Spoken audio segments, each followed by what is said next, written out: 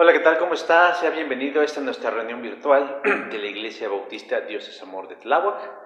Estamos hoy aquí en este momento para poder exponer debidamente la palabra de Dios. Y bueno, pues hoy tenemos un tema muy interesante, muy importante, que tristemente, pues no sé si se esté aumentando en este tiempo, pero ha existido desde siempre. Y el asunto del suicidio es algo que hay que tomarse muy en serio, sobre todo porque puede estar más cercano de nosotros de lo que pensamos. Y con estas medidas, por la contingencia que estamos atravesando, pues se puede agudizar un poquito más. Pero mientras antes que nada vamos a tener la lectura de la palabra. Les voy a invitar a que busquen en sus Biblias en el libro de los Hechos, en el capítulo número 16, los versos que van del 16 al 34. Y mientras lo buscan, pues nada más déjenme decir que ahora estamos transmitiendo dos predicaciones, o más bien dos modalidades de esta predicación. La modalidad con alabanza, que es la que realizamos, bueno, como de manera convencional lo hemos estado realizando, en donde presentamos algunos cantos pues para enriquecer, para embellecer, para resaltar más la presentación de la exposición de la palabra de Dios, que es la Biblia. Y otra que es meramente solo la pura predicación. Entonces, la primera está diseñada para que, bueno, los que tenemos una cultura de iglesia, los que consideramos que pues es importante este toquecito de música con cánticos espirituales, pues nos es muy edificante. Y la otra, bueno, pues es un poquito más corta, porque obviamente no está dedicado ese tiempo, pero es ideal para poderlo compartir a otras personas que quisieran conocer más sobre estos temas de los que habla la palabra del Señor. Y ambos se estrenan en el mismo horario, a las 11:30 de la mañana, del día domingo, y ahí es donde los podemos nosotros encontrar, donde se los puede encontrar. Ambas ligas o ambos enlaces o ambos vínculos pues se publican tanto en nuestra página en Facebook como de nuestro grupo de WhatsApp de la iglesia y de los contactos que tenemos. Entonces, así que usted puede escoger también cuál de las dos versiones quiere revisar. Y por otro lado, antes ya de entrar de lleno, déjeme decir que estamos ya trabajando en este proyecto de regresar, de volver. Rápidamente decirle que si nos hemos retrasado un poquito, ha sido un poquito sí por la situación que prevalece, pero también ha sido un poquito porque quisiéramos que estemos en un mismo sentir. Alguna vez alguien nos lo decía: si vamos a regresar como iglesia, debemos regresar con una misma visión, con una misma actitud, todos en un mismo espíritu, pues para que esto no nos divida, porque ya ven que en esto pues siempre hay sus extremos entre los que tienen una visión muy, vamos a llamarlo así sin afán de ofender, pero muy obsesiva de la pandemia, de la infección, todo esto. Y por otro lado, a lo mejor quienes se lo toman un poquito más relajado y bueno, a veces hasta exageradamente relajado, ¿no? Entonces debemos buscar un punto medio donde coincidamos todos y donde sepamos, bueno, que esto existe, que es real, pero que al mismo tiempo, bueno, pues hay que ser cuidadosos, respetuosos, solidarios, empáticos, pero por otro lado también pues sin llegar a los extremos, ¿no? Tanto de un lado como del otro. Entonces debemos hacerlo de una forma muy unánimes. Pero ya estamos trabajando, una de las cosas que consideramos que es importante es que el espacio donde nos reunimos sea amplio, sea ventilado, sea un espacio donde podamos desarrollar las actividades de una forma pues no tan cerrado como lo es esta instalación. Pero bueno, el Señor tiene que proveernos porque necesitamos recursos para acondicionar este espacio que ya tenemos, pero que nos hacen falta algunos pequeños, grandes detalles, pero que para Dios pues no son ningún problema si Él lo tiene en su mente. Entonces estemos orando y si el Señor lo permite, en las próximas semanas estaríamos ya teniendo nuestras primeras pruebas en cuanto a nuestro regreso como iglesia. Desde luego que habría personas que no podrían regresar todavía, sobre todo la gente pequeña, porque en sí en ellos no representa un problema tanto de afectación de salud, sino más bien porque ellos a veces se convierten en portadores. Y por otro lado, a la gente muy mayor y al mismo tiempo la gente con una enfermedad crónico-degenerativa, que su condición pues le pone en una situación de mucha vulnerabilidad, ¿no? Y desde luego la gente que estuviera padeciendo alguna enfermedad de corte respiratorio, pues para que no, ya ve que la fase respiratoria del coronavirus es muy inespecífica. Entonces, pues para no errarle, pues lo mejor es que si tenemos algún signo o algún síntoma de alguna enfermedad respiratoria, pues lo mejor es guardarnos, Yo lo he dicho no solo por esto, sino por muchas otras razones. Pero bueno, entonces estemos al pendiente. Espero que así sea y pronto podamos volver a vernos y encontrarnos y seguir trabajando como iglesia. Hechos capítulo 16, versos del 16 al 34. Yo voy a leerlo, síguelo usted con su vista. Y dice así la palabra del Señor. Dice: aconteció que mientras íbamos a la oración, nos salió al encuentro una muchacha que tenía espíritu de adivinación, la cual daba gran ganancia a sus amos adivinando. Esta, siguiendo a Pablo y a nosotros, daba voces diciendo: estos hombres son siervos del Dios Altísimo, quienes os anuncian el camino de salvación. Y esto lo hacía por muchos días, mas desagradando a Pablo, este se volvió y dijo al espíritu: te mando en el nombre de Jesucristo que salgas de ella, y salió en aquella misma hora. Pero viendo sus amos que había salido la esperanza de su ganancia, prendieron a Pablo y a Silas y los trajeron al foro ante las autoridades. Y presentándolos a los magistrados dijeron: estos hombres, siendo judíos, alborotan nuestra ciudad y enseñan costumbres que no nos es lícito recibir ni hacer, pues somos romanos. Se agolpó el pueblo contra ellos, y los magistrados, rasgándoles las ropas, ordenaron azotarles con varas. Después de haberles azotado mucho, los echaron en la cárcel, mandando al carcelero que los guardase con seguridad, el cual recibió este mandato, los metió en el calabozo de más adentro y les aseguró los pies en el cepo. Pero en medianoche, orando Pablo y Silas, cantando himnos a Dios, y los presos los oían. Entonces sobrevino de repente un gran terremoto, de tal manera que los cimientos de la cárcel se sacudían, y al instante se abrieron todas las puertas y las cadenas de todos se soltaron. Despertando el carcelero y viendo abiertas las puertas de la cárcel, sacó la espada y se iba a matar, pensando que los presos habían huido. Pero más Pablo clamó a gran voz diciendo: no te hagas ningún mal, pues todos estamos aquí. Él entonces, pidiendo luz, se precipitó adentro y temblando se postró a los pies de Pablo y de Silas, y sacándoles les dijo: señores, ¿qué debo hacer para ser salvo? Ellos dijeron: cree en el Señor Jesucristo y serás salvo tú y tu casa. Y le hablaron la palabra del Señor a él y a todos los que estaban en su casa. Y él, tomándolos en aquella misma hora de la noche, les lavó las heridas y enseguida se bautizó él con todos los suyos. Y llevándolos a su casa, les puso la mesa y se regocijó con toda su casa de haber creído a Dios. Vamos a orar.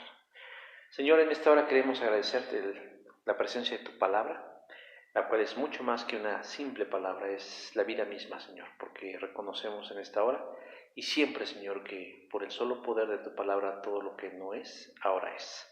Que por el solo poder de tu palabra, Señor, ha sido hecha nuestra salvación, y que por el solo poder de tu palabra, Señor, nosotros podemos continuar en este camino, en esta andanza en la cual nos has invitado a participar, Padre. Ayúdanos, Señor, a que esta tu palabra sea quien halle en nuestros corazones y en nuestras mentes cabida, y fortalezca, Señor, nuestra confianza en ti, sobre todo en aquellas situaciones, Señor, donde es necesario, donde a veces las alternativas se terminan, donde las opciones se acaban y donde lo único que tal vez prevalece es la puerta falsa. Te rogamos, Señor, que podamos ser instrumentos en tus manos y que podamos, Señor, ayudar, contribuir desde nuestra trinchera a evitar, Señor, que más personas, que alguien conocido, cercano o inclusive ajeno a nosotros, atente contra su vida, y que podamos ser como Pablo, interviniendo, Señor, para que esto no se lleve a cabo. Porque es plan del diablo, Señor, destruir, matar y robar todo aquello que nos das. Te lo pedimos, Señor, en el nombre de Jesús. Amén. Y bueno, mis hermanos, les invito a que tengamos para la versión con alabanza estos cánticos de alabanza a nuestro Dios, y terminando regresamos con la exposición de la palabra.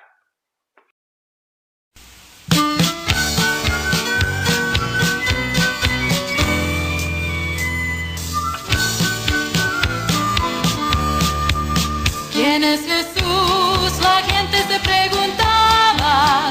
¿Quién es este que tanto puede hacer? ¿No era acaso un carpintero que vivía en la ciudad de Nazaret? ¿Quién es Jesús? La gente se preguntaba. ¿Quién es este que actúa con poder? Son enfermos, revivo, muere.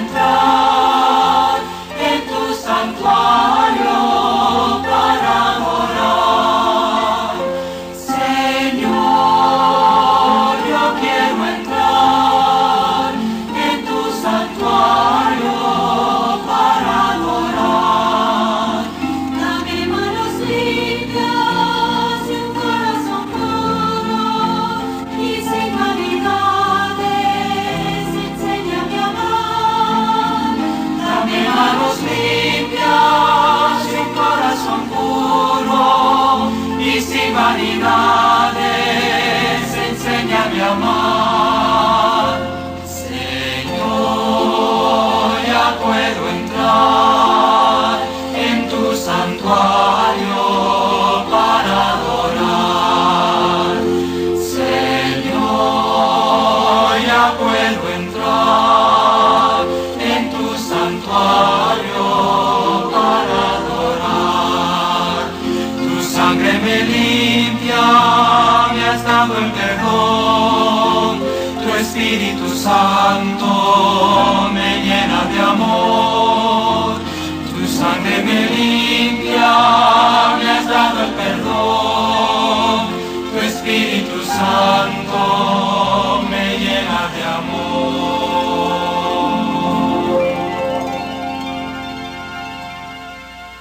Bueno, mis hermanos, después de haber escuchado estos cantos y haber participado de ellos, vamos a entrar de lleno a este tema tan importante, la exposición de la Biblia. Dice así: Javier Ortiz, exintegrante de un grupo musical muy famoso de los años 80, fue encontrado en su casa de Guadalajara muerto mediante suicidio por ahorcamiento.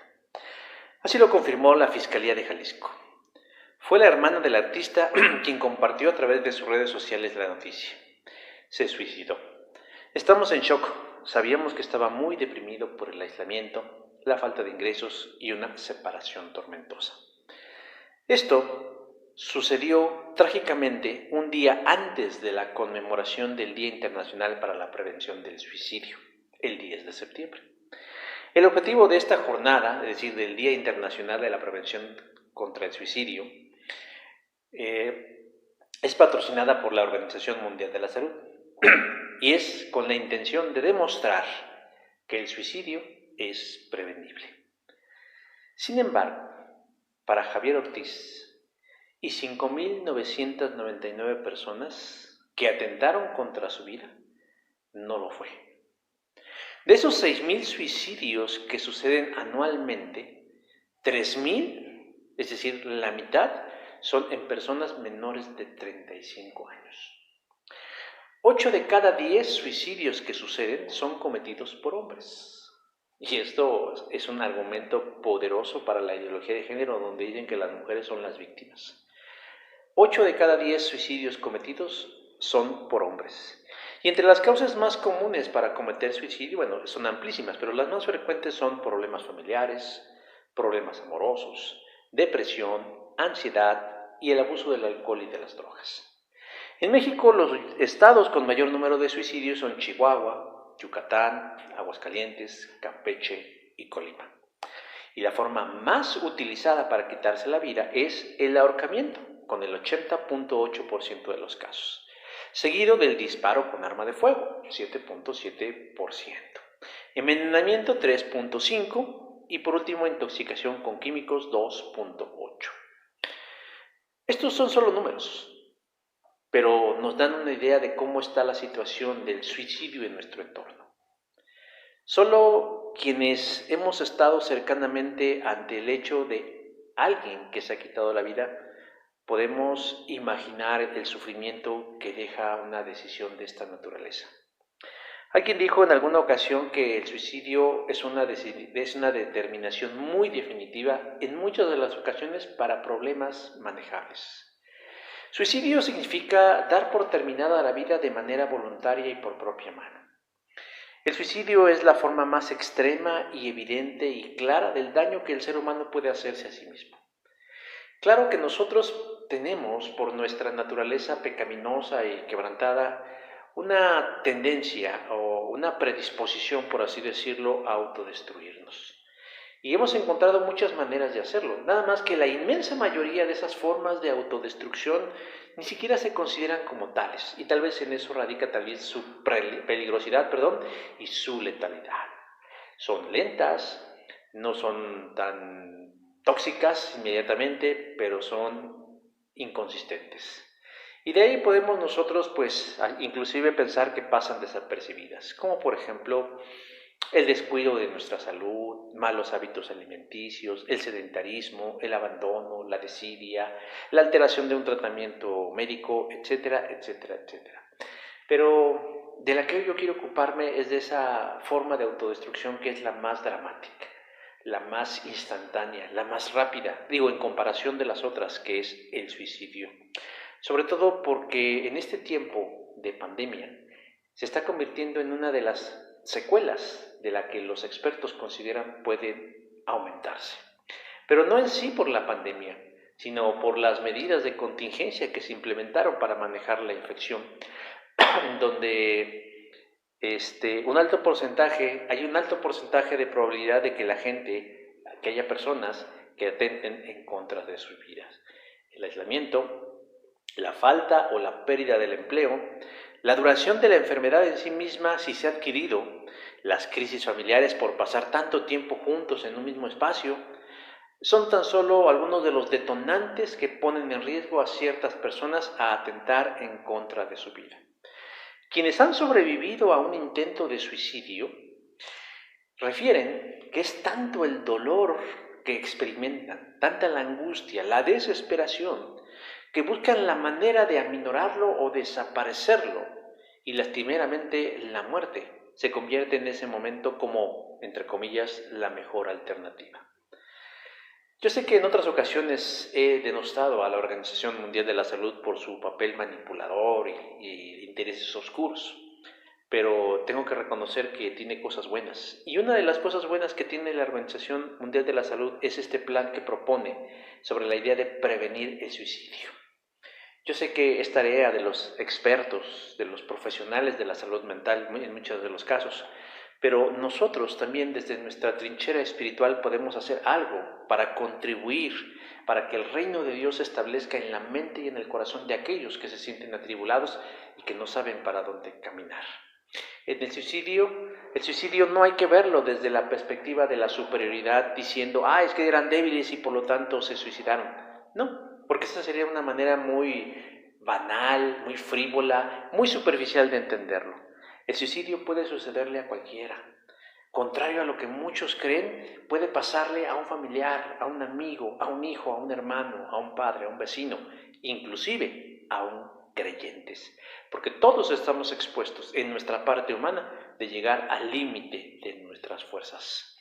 Hay casos en donde debe intervenir la ciencia, donde deben intervenir los expertos, pero hay otros en donde nosotros, la gente en Jesús, es donde podemos hacer nuestra labor de salvación, y no solamente en la parte espiritual, sino también en la parte física. Yo quiero, mis hermanos, hoy invitarlos a que juntos nos adentremos a este pasaje de la Escritura y descubramos cómo podemos ayudar a prevenir el suicidio si es que en algún momento de la vida estamos cerca de alguien o en una circunstancia parecida. ¿Cómo ayudar a alguien que está pensando en quitarse la vida? ¿Cómo ayudar al vecino, al amigo, al familiar, que muchas veces no sabemos qué es lo que está sintiendo y qué es lo que lleva por dentro? En este caso veremos el caso de un hombre, de un carcelero, de un gentil, habitante de la ciudad de Filipos, a quienes Pablo y Silas, Dios los colocó en el momento exacto, en la circunstancia precisa, para evitar que éste se hiciera daño a sí mismo. Son tres cosas que nosotros podemos hacer y que el pasaje nos dice en esta hora y que sería importante que nosotros lo consideráramos sabiamente.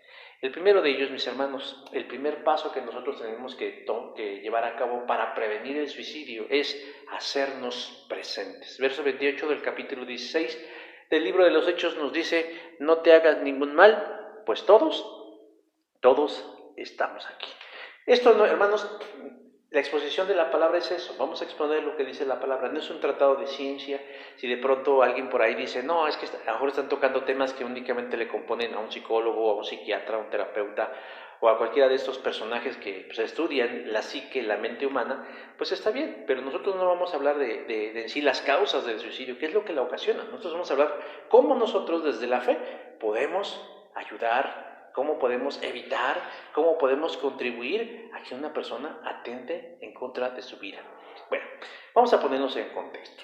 Pablo va en su segundo viaje misionero y llega a la ciudad de Filipos, donde el evangelio va a tocar a tres sectores de la sociedad que los judíos despreciaban: a las mujeres, a los esclavos y a los gentiles. Y del que hoy nos ocuparemos sería de los gentiles. Pablo y Silas van llegando a la ciudad cuando de pronto dice ahí en el verso 16 que mientras iban camino a la oración, le salió al encuentro una mujer que tenía un espíritu de adivinación, es decir, una mujer bajo una condición de posesión demoníaca. Esta mujer estaba viviendo una situación de esclavitud en dos sentidos, esclavitud espiritual y esclavitud laboral. Porque dice en la siguiente parte del texto, dice, la cual daba gran ganancia a sus amos adivinando. Es decir, ella ya sufría de por sí la injerencia del enemigo, pero por otro lado, personas se aprovechaban de esta condición para sacar un provecho económico de ellos. La mujer lo seguía insistentemente, gritando, estos hombres son siervos del Dios Altísimo, quienes os anuncian el camino de la salvación, verso 17, y no decía mentira el espíritu. Sin embargo, era demasiado insistente, exageradamente molesto, al punto en el que Pablo, reprende al espíritu inmundo, se detiene y en el nombre de Jesús le echa fuera, verso número 18. Obviamente este hecho, que fue de gran beneficio para la mujer, se convierte en un gran perjuicio para los dueños, entre comillas, o los amos de esta mujer, quienes vieron afectados sus ingresos porque obviamente ya no podrían sacar provecho de la condición de esclavitud espiritual de esta joven. Luego entonces estos dueños o estos amos de esta mujer toman a Pablo y a Silas y los llevan prisioneros ante las autoridades, verso número 19. Como los cargos que les imputaban eran menores, tuvieron que tergiversar los hechos para poder hacer que Pablo y Silas recibieran un castigo ejemplar. Ellos dijeron así, estos hombres, siendo judíos, alborotan nuestra ciudad y enseñan costumbres que no nos es lícito recibir ni hacer, pues somos romanos. ¿Cuáles son esas costumbres? En la acusación no consta cuáles eran esas costumbres, pero estos hombres apelaron a un hecho importante. Asumen la nacionalidad de Pablo y de Silas. Dice, ellos son judíos. Y asumen su propia nacionalidad diciendo, y nosotros somos romanos. No es que ser judío fuera un delito, sino más bien lo que sucede en esta presentación delante de las autoridades es que los acusadores tenían mayores privilegios delante de la ley que los acusados, solo por el hecho de ser romanos. Los magistrados tenían como protocolo garantizar un justo juicio en donde se escucharían las acusaciones y donde los acusados tendrían un defensor y donde habría un juicio para llegar a una sentencia. Sin embargo, los magistrados decidieron saltarse todo ese proceso y ceden ante las demandas de la multitud y deciden darle un castigo inmediato a estos dos judíos. Les rasgan la ropa y ordenan azotarlos con varas en la plaza, verso número 22. Una vez cumplido el castigo, dice el verso 23, los echaron a la cárcel, mandando al carcelero que los guardase con seguridad. Todo esto sucedió y vemos cómo en el andar de Dios nada es en balde. Pero esta es otra parte de la historia. Yo cuento esto para que nos demos cuenta cómo es que Pablo y Silas llegaron a conocer al carcelero. Cuáles fueron las circunstancias bajo las cuales o mediante las cuales ellos llegaron a conocer a este carcelero, del cual no conocemos su nombre, pero conocemos su historia. El carcelero cumple la orden y coloca a Pablo y a Silas propiamente en un calabozo, en el más profundo, en el más adentrado, en el más frío y oscuro. Pero además les puso grilletes en sus tobillos para evitar que escaparan, añadiendo a la pena más incomodidad de la que ya sentían por los varazos que llevaban en su espalda. Verso número 24. Pero contrario a lo que la lógica podría decirnos, es decir, ¿qué actitud adoptaría usted si se encontrara en una situación similar, parecida o que medio se le dibujara como esta? Bueno, pues adoptaríamos una actitud tal vez de tristeza, o de depresión, de abatimiento, pero no. Pablo y Silas no se sientan a lamentarse, a quejarse o a llorar, sino que ocuparon su tiempo de la mejor manera. Verso 25 nos dice, orando, Pablo y Silas cantaban himnos a Dios. No sabemos qué oraban, tampoco sabemos exactamente qué cantaban, pero conociendo el carácter y la personalidad de Pablo, podemos decir que sus oraciones no iban encaminadas a que los liberaran y que sus cantos tampoco eran cantos de lamentaciones por la condición en la que vivían, sino más bien eran cantos de reconocimiento y de amor y de adoración al Dios de los cielos. Los presos, nos dice en el texto, escuchaban las alabanzas. Y tal vez por primera vez en mucho tiempo, ellos estaban escuchando hablar de Dios a través de las oraciones y a través de los cantos que Pablo y Silas estaban entonando, lo cual se convierte en un poderoso testimonio para los demás que se encontraban en situaciones adversas. De pronto, vino un gran terremoto. La ciudad de Filipos es una ciudad que está dentro de una zona de gran actividad sísmica. Por lo tanto, un temblor no hubiera causado mayor problema. Sin embargo, dice ahí que fue un gran terremoto, un violento sacudimiento, hasta las conciencias fueron sacudidas, y fue tan grande que nos dice el verso 26, que al instante se abrieron las puertas y las cadenas de todos los prisioneros se soltaron. Obviamente algo de esta naturaleza no pasaría desapercibido por nadie, ni por los presos, y desde luego por el carcelero, quien tenía su vivienda en la parte superior de la cárcel, como era su costumbre. Seguramente se despertó sobresaltado e inmediatamente dirigió sus pasos hacia las celdas y de pronto se da cuenta de que éstas están abiertas. Y entonces un pensamiento cruza por su mente: se han escapado todos. En tremendo problema acaba de meterse este hombre. Pues con la vida tiene que responder lo que las autoridades le han encomendado. Como suele suceder en situaciones de esta índole, la razón queda nublada.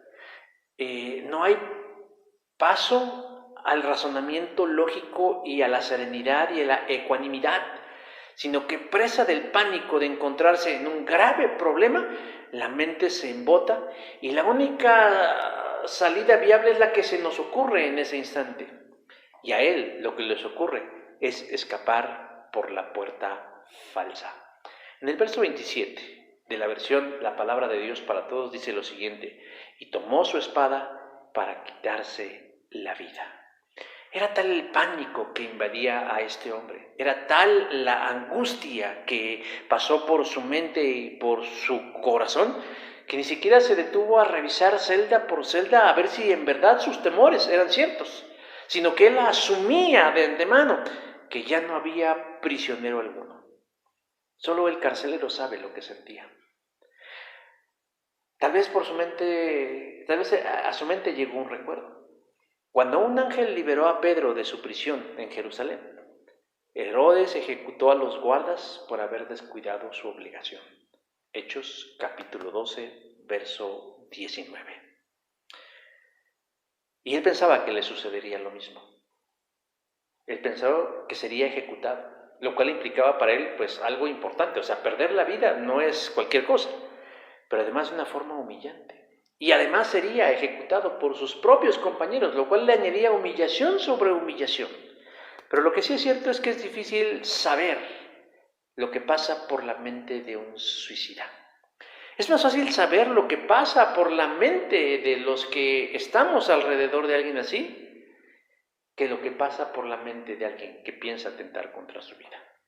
Generalmente los que estamos alrededor de alguien que atenta contra su vida, ya sea que lo logre o no, es que los consideramos cobardes porque creemos que no pueden enfrentar los problemas. Pero como decía hace un rato, esa es una forma muy ligera de pensar acerca de algo tan grave y tan trágico.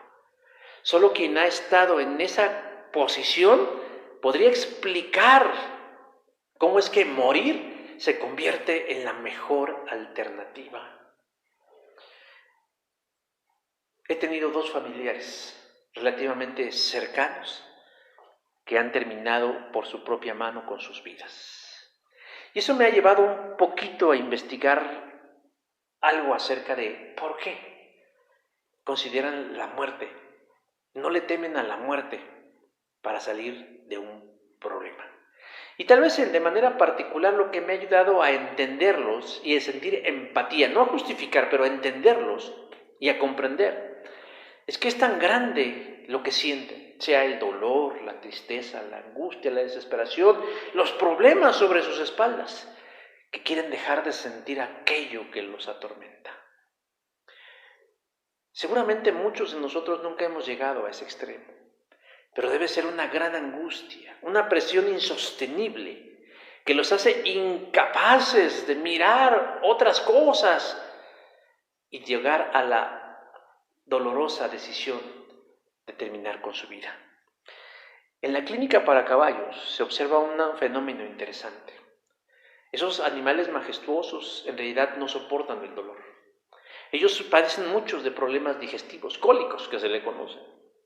Y puede llegar a ser tanto el dolor y tan insoportable para ellos, que ellos, es decir, los caballos, de manera voluntaria, estrellan sus cabezas contra las paredes del lugar donde se encuentran hasta matarse, con tal de dejar de sentir el dolor que tanto les lastima. Esto debe servirnos, mis hermanos y mis hermanas, para no juzgar a la ligera a quien llega a una situación de esta naturaleza. Pero bueno, como decíamos hace un rato, yo no estoy hablando porque no soy experto en la materia. Eso hay que dejárselo a los expertos. Pero la idea aquí es hablar cómo podemos ayudarnos. Ninguno de los prisioneros se había ido. Ahí estaban. No sabemos por qué. Muy probablemente Pablo les había persuadido a no escapar. Pero el asunto es que ellos permanecieron en la celda. Y en eso estaban cuando de pronto en medio de la oscuridad Pablo se da cuenta que este hombre toma su propia espada, va a clavárselo a sí mismo y se escucha una voz en la oscuridad que dice: detente, verso 28, no te hagas daño. Pablo intuye las intenciones del carcelero y no permanece callado ni en silencio, sino se hace presente. Y esto es el punto medular de esta exposición, mis hermanos: hacerse presente. Hacerse presente, hacerse notar. Pablo estuvo ahí para evitar la tragedia. Gritó a gran voz para llamar la atención de aquel hombre desesperado. Y haciendo esto, mis hermanos, Pablo demostró que en Jesús siempre hay una salida de emergencia. Elie Wiesel, Premio Nobel de la Paz en 1986, dijo: lo opuesto al amor no es el odio, es la indiferencia. Perdón. Lo opuesto al arte no es la fealdad, es la indiferencia. Lo opuesto a la fe no es la herejía, es la indiferencia. Y lo opuesto a la vida no es la muerte, es la indiferencia. Pablo no fue indiferente ante el espíritu de muerte que se movía en ese lugar, sino que decidió hacerse presente. La vida de Kitty Genovese es una historia de tragedia. Una joven empleada de Nueva York que fue brutalmente asesinada en su departamento, y 37 de sus vecinos fueron testigos y ninguno hizo absolutamente algo por evitar que fuera asesinada. Hermanos, ¿eso qué es? Eso es indiferencia. Lo que necesita una persona en una situación de crisis, lo que menos necesita es indiferencia. Y Pablo lo sabe y por eso se hace presente. Y representando a Dios, porque es un hijo de Dios, decide hablar y decirle a este hombre: detente, no te hagas daño. Detente, no te hagas daño. Hermanos, nosotros somos llamados a convertirnos en portavoces de Dios. Y si sabemos o intuimos o sospechamos o creemos que alguien está en esta situación, lo que menos necesita es que nos hagamos los mudos, sino que nos hagamos presentes para sanar, para salvar, para restaurar, para liberar, para rescatar el alma de un afligido. ¿Qué hubiera pasado, mi hermana, mi hermano, si Pablo decide quedarse callado? ¿O qué hubiera sucedido si Pablo se va? La historia de este hombre hubiera sido diferente. Martin Luther King dice: no me duelen los actos de la gente mala, me duele la indiferencia de la gente buena. Y no estamos llamados a ser. La segunda cosa que nosotros debemos hacer, mis hermanos, además de hacernos presentes, es compartir a Jesús. Verso 32 dice: y le hablaron la palabra del Señor a él y a todos los que estaban en su casa. La voz del apóstol logra su objetivo. Llama la atención del carcelero y evita que éste se haga daño. Y entonces, solo entonces, se da cuenta que su problema no es tal como él lo pensaba. Pablo le dice: todos estamos aquí, verso 28. O sea, ¿cuál era el problema del hombre? Pensar que los prisioneros habían huido y que lo habían dejado en una condición de riesgo. Y él prefería morir por propia mano antes que permitir que otros lo mataran en humillación. Pero las cosas cambiaron. alguien decidió hacerse presente. Alguien decidió hablar en el nombre de Dios y decirle, detente, no te hagas ningún mal. Y luego le dice, todos estamos aquí, tu problema está resuelto. El carcelero pide luz y se adentra al oscuro calabozo y corrobora lo que Pablo le dice y efectivamente, ahí están todos. Y entonces se da cuenta de que ese hombre le ha salvado la vida. Y por eso, verso 29, se postró a los pies de Pablo y de Silas. No debemos entender esto como un acto de adoración, sino más bien de abatimiento y de reconocimiento, de decirles, ustedes me salvaron la vida. En un cortometraje cristiano titulado Bandera Blanca, dice que las batallas del alma se ganan sacando la bandera blanca, es decir, rindiéndose a Dios. En ese momento, ese hombre, todo lo que él era y todo lo que para él representaban sus valores, se rindieron delante de Dios. Que en ese momento estaban siendo representados por esos dos hombres que habían sido injustamente metidos en la cárcel. Le vuelve el alma al cuerpo a este hombre, al descubrir que ninguno de los prisioneros se ha escapado. Y al mismo tiempo, mis hermanos, esto sirve para que él se abra a escuchar lo que Pablo y Silas tienen que decirle en relación a su destino eterno, porque ellos son embajadores de Dios. Muy probablemente él se dio a la tarea de aprisionar a los prisioneros, valga la expresión, de volverles a poner su grillete. Pero en este momento el hombre muestra interés por las cosas espirituales. A veces este tipo de situaciones sirven, no a veces, este tipo de situaciones sirven para abrir el interés a preguntas importantes en la vida. Y en esta hora este hombre le plantea a ellos una pregunta importante. ¿Qué debo hacer para salvarme? Versículo número 30. Ahora, los comentaristas bíblicos, nos dicen que en realidad la pregunta de este hombre no iba enfocada en ese momento para asuntos espirituales, sino más bien iba enfocada como de, pues, ¿qué puedo hacer para liberarme de los problemas que me aquejan? Como que la visión del hombre estaba más enfocada a lo temporal, a lo de en ese momento y en ese instante. Sin embargo, Pablo y Silas aprovechan e interpretan la pregunta desde una perspectiva espiritual y lo confrontan con un hecho innegable, su destino eterno. Muchas personas están por la vida sin manifestar interés por los asuntos eternos. Y a veces situaciones de esta, como decía hace un momento, despiertan por ellos el interés por lo espiritual. La gente se interesa por cosas espiritualoides. La terminación oide quiere decir que no es necesariamente lo que, como algo parecido. Por ejemplo, cuando decimos, tienes una actitud infantiloide, ¿no? Bueno, no eres un niño, pero quieres parecer un niño, ¿no?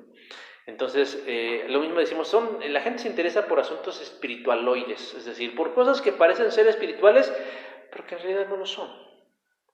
Pero a veces cuando ocurren situaciones de esta índole, de esta naturaleza, el interés por asuntos como por ejemplo el creer en Dios, como por ejemplo la eternidad, ¿a dónde se hubiera ido mi alma si yo logro mi objetivo en un intento de suicidio?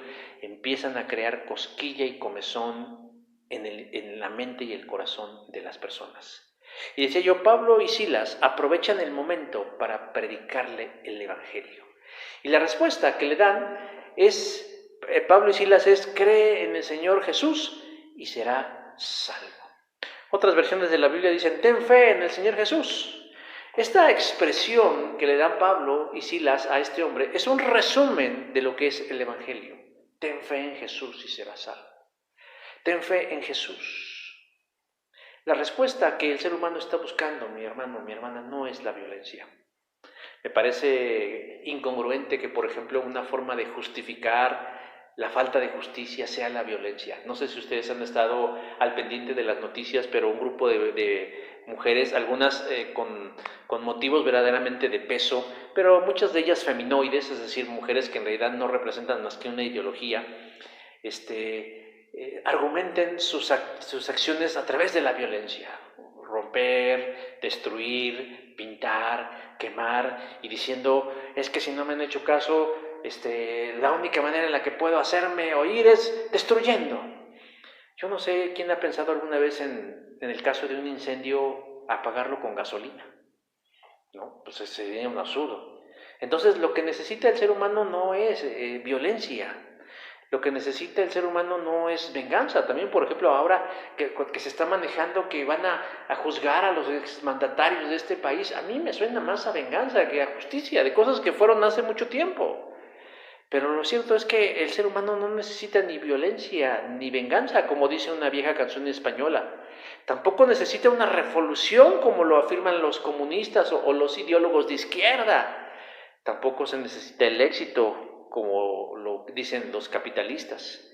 Lo que realmente mi hermano, mi hermana, el ser humano necesita es un encuentro con Jesús. Lo que la gente necesita es escuchar la voz de Dios. Lo que la gente necesita es encontrarse con la palabra, con el Logos, y este es Jesús. Dice Juan 1:1, en el principio era el verbo, y el verbo era con Dios, y el verbo era Dios. La palabra verbo viene del griego logos, que significa palabra en acción. Por eso cuando hablamos de la palabra de Dios, no estamos hablando de palabras o de signos o de símbolos que nos dicen algo. Estamos hablando de alguien. No estamos hablando de algo. Estamos hablando de alguien que se llama Jesús. Y es lo que el ser humano necesita, un encuentro con Jesús, pero con el Jesús vivo, con el Jesús eterno, con el Jesús de la Biblia. Y lo necesitamos para no autodestruirnos. Un encuentro con Jesús, no un estudio acerca de la persona de Jesús, no un culto conmemorativo de Jesús, sino un encuentro personal, vivo, significativo, poderoso y real con alguien que se llama Jesús. El hombre preguntó, ¿qué necesito para ser salvo? ¿Qué necesito para salvarme? ¿Qué necesito para vivir? ¿Qué es lo que necesito para la vida? Cree en el Señor Jesucristo. Cree en el Señor Jesucristo. Cree en el Señor Jesucristo. Ese es el meollo de la vida. Pablo y Silas le dan la mejor respuesta al clamor del carcelero. Pero aún hay más, diría el viejo conductor de televisión de los años 70. Le dejen claro que los de su casa también pueden disfrutar de la misma salvación que le ofrecen a él. Dice, serás salvo tú y tu casa. Ahora, hay quienes malutilizan esto y lo repiten como si fuera un mantra, es decir, como si fueran palabras mágicas. Porque yo soy salvo, en automático mi familia lo es. No, no se refiere a eso. Se refiere a que si tú eres salvo en Jesús, en tu casa, al estar tú como una luz, como un faro que alumbra y muestra los atributos y las bondades y la presencia de Jesús, los de tu casa tienen más probabilidad, más oportunidad, más alternativa de conocer al Señor Jesús y también podrán ser salvos. Verso número 31. Me imagino que inmediatamente él, el carcelero, tomó a Pablo y a Silas, los llevó a su casa, a la parte de arriba de la prisión, y se los presentó a su familia, a quien le predicaron con mayor amplitud el Evangelio de Cristo. Verso 32 dice, y a él y a todos los que estaban en su casa, les predicaron el Evangelio de Jesús. ¿Qué necesita el ser humano? Necesita a Cristo y necesita confiar en Cristo. Lo único que puede cambiar a las personas es Jesús. Pero decíamos, Jesús no es un mensaje, Jesús no es un método, Jesús no es un plan, Jesús es una persona. Jesús es alguien que quiere anidar en el corazón de las personas. ¿Cómo podemos ayudar a alguien que quiere hacerse daño? Hermanos, luego de detenernos y de hacernos presentes, y de muchas veces hacer el esfuerzo o hasta el sacrificio por hacernos presentes, debemos predicar con audacia a Jesús y permitir que los demás lo conozcan. Debemos deshacernos de métodos y ser más humanos al momento de hablar de Jesús. La tercera cosa que nosotros debemos hacer para evitar que alguien atente en contra de su vida, primero, hacernos presentes. Es decir, aquí estoy, cuenta conmigo, soy un hombro para llorar, llámame a la hora que quieras, detente, no te hagas daño. O lo que el Señor nos guía a hacer en ese momento es el primer paso. El segundo paso es que hablemos de Jesús, que prediquemos de Jesús, que les presentemos a Jesús. Y el tercero es ofrecer nuestro acompañamiento. Verso 34. Y se regocijó con toda su casa de haber creído en Dios. La llegada de Jesús a la vida del carcelero y de su casa tuvo una reacción positiva. En primer lugar, el carcelero dio muestras de su fe. Dice, el carcelero llevó a Pablo y a Silas a otro lugar y les lavó las heridas. Ellos venían de haber sido azotados brutal e injustamente en una plaza pública por delitos que no habían cometido. Y nadie se había tomado la molestia de poner un poco de bálsamo en aquellas heridas de su espalda. Pues este hombre empezó a manifestar su interés por la familia, por la nueva familia a la que ahora pertenecía. En tan solo unas horas o unos instantes pasó de ser un duro carcelero, un hombre destrozado por sus problemas, a alguien bondadoso y compasivo, que se conduele de las heridas de los que ahora son sus hermanos. Y déjeme decir que eso solo es algo que puede hacer la mano de Dios. Pero además de la nueva actitud que el carcelero está mostrando hacia sus hermanos, es que ahora muestra una disposición a obedecer al Señor. Dice verso 33, luego Pablo y Silas bautizaron al carcelero y a toda su familia. Verso 33. Tanto el carcelero como su familia recibieron con agrado a Jesús en sus vidas. Pero no solo a Jesús en sus vidas, sino a Pablo y a Silas como su familia. Pasaron de ser un par de prisioneros judíos a venir a ser sus hermanos de esta familia que estaba naciendo en Jesús. ¿Y cómo lo hicieron? ¿Cómo lo demostraron? ¿Cómo lo manifestaron? Obedeciendo la ordenanza del Señor de bautizarse en el nombre del Padre, en el nombre del Hijo y en el nombre del Espíritu Santo. Y aún más, los llevó a su casa, compartieron los alimentos con él y con los suyos. Hermanos, hay quienes menosprecian a la iglesia. Hay quienes lo hacen de manera abierta, sin tapujos, diciendo la iglesia no sirve para nada. La iglesia es perder el tiempo. Pero hay muchos otros, yo creo que la gran mayoría, que la menosprecia, no aceptándolo. ¿Cómo? Prescindiendo de ella. Yo llevo muchas veces de esta pandemia diciendo cuántos no han menospreciado la iglesia, simplemente esperando a que un día les digan, ya puede venir a misa, y van a venir.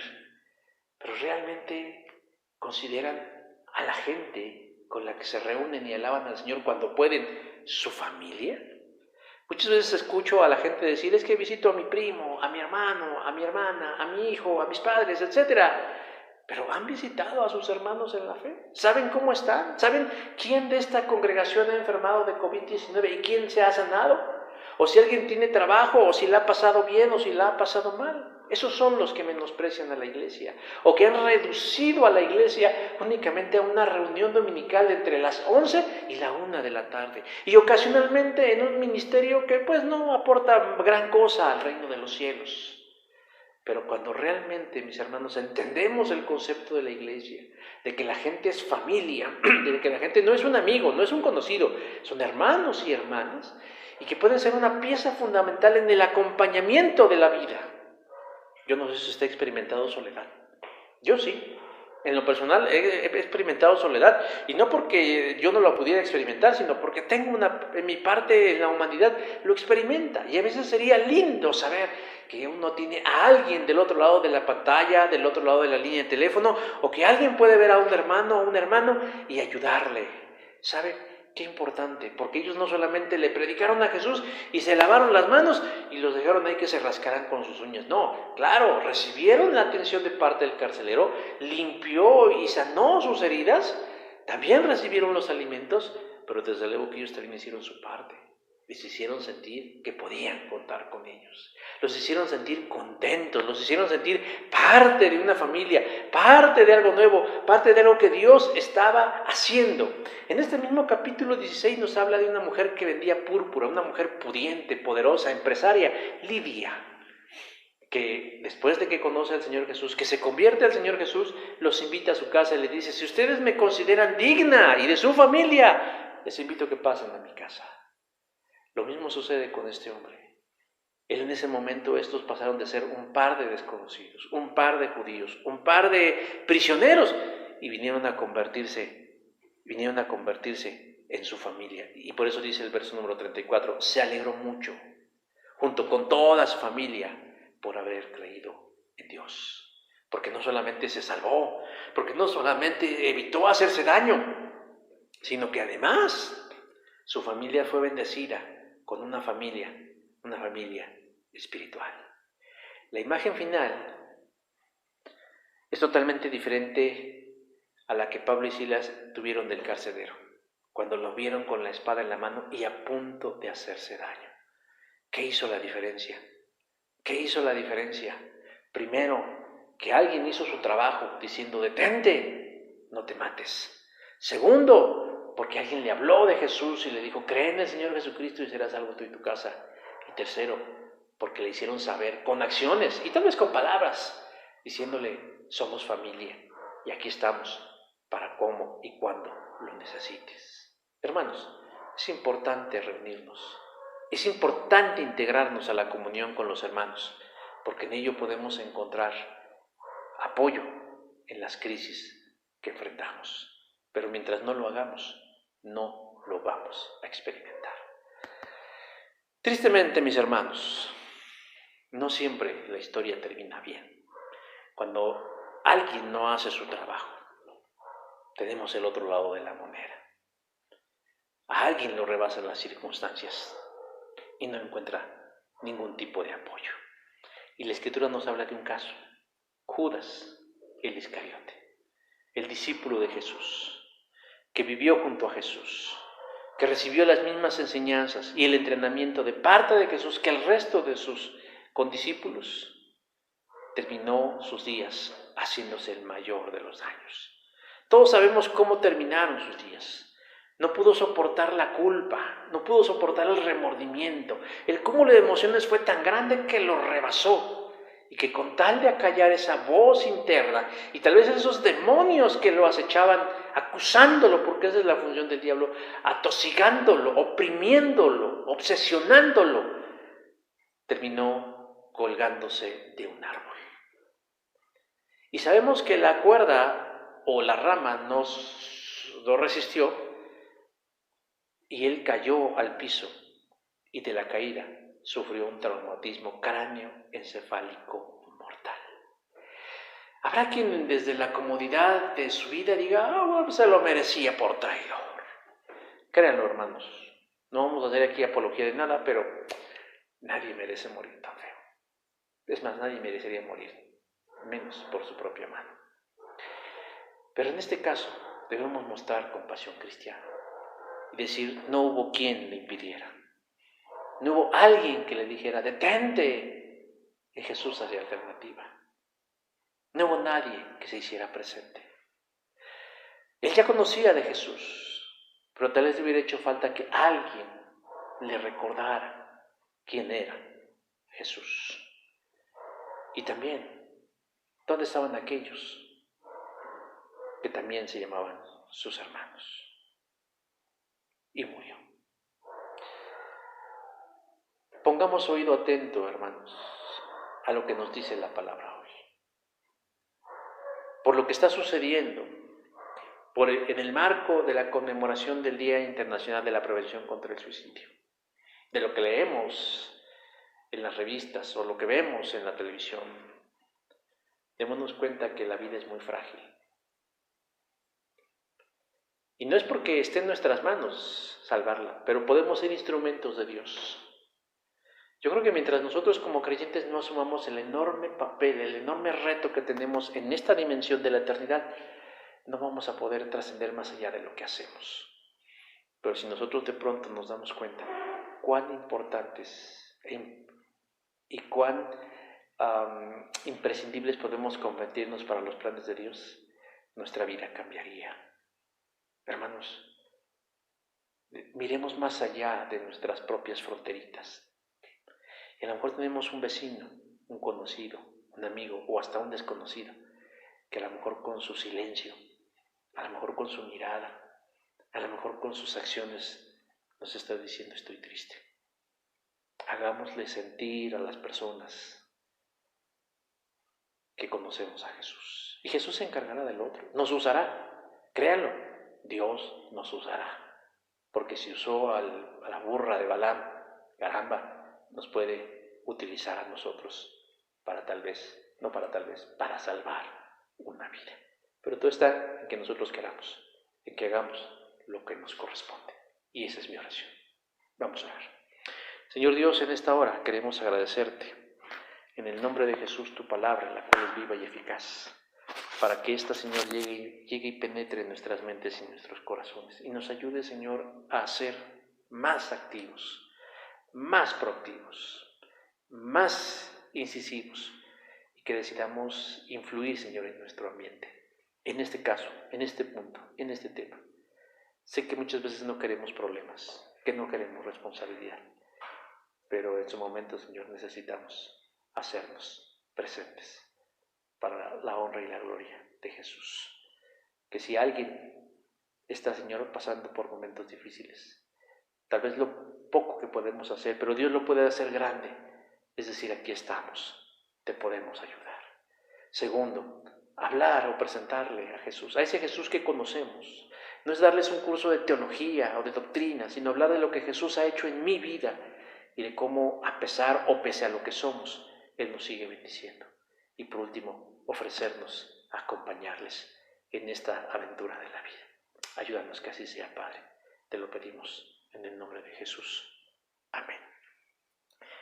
Bueno, mis hermanos, mis hermanas, vamos a terminar este tiempo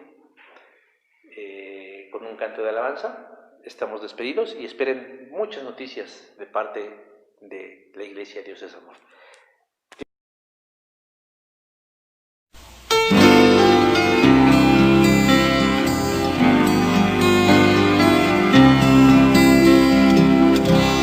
Llegando del campo, Jesús fue a un pueblo y habló a la gente de un Dios de amor.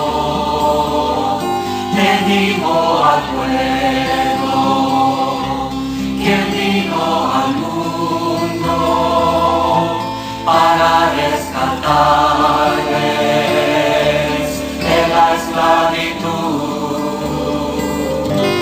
y no le creyeron,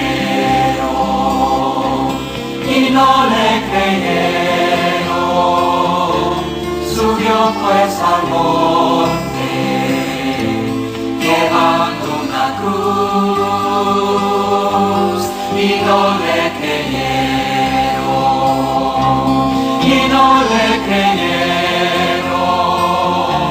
subió pues al monte, llevando una cruz. Quizás no ese hombre, tal vez el profeta, quizá es Elías, pues el mismo Juan. Mira cómo llora arriba en el monte, por el cruel destino de Jerusalén. Y no le creyeron, subió pues al monte, llevando una cruz, y no le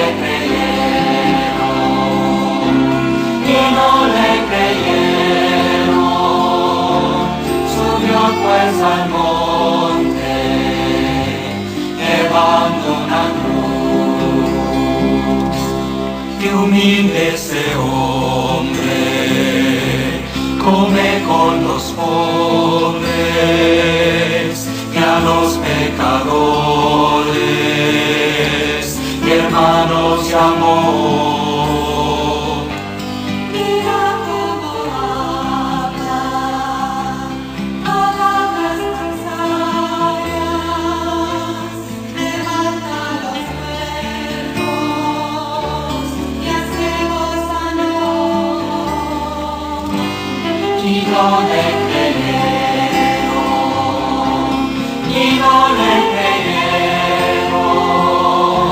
subió pues al monte, llevando una cruz, y no le creyeron, y no le creyeron. Subió pues al monte, llevando una cruz. Oró una noche por sus seguidores, por sus enemigos, por todos a Dios, y lo traicionaron, después lo apresaron, y al día siguiente fue puesto en la cruz, y no le creyeron, y no le creyeron. Subió pues al monte, llevando una cruz, y no le creyeron, y no le creyeron. Subió pues al monte, llevando una cruz. Mira sus heridas, los clavos terribles, la sangre que corre, cual río de amor, te invita a la gloria.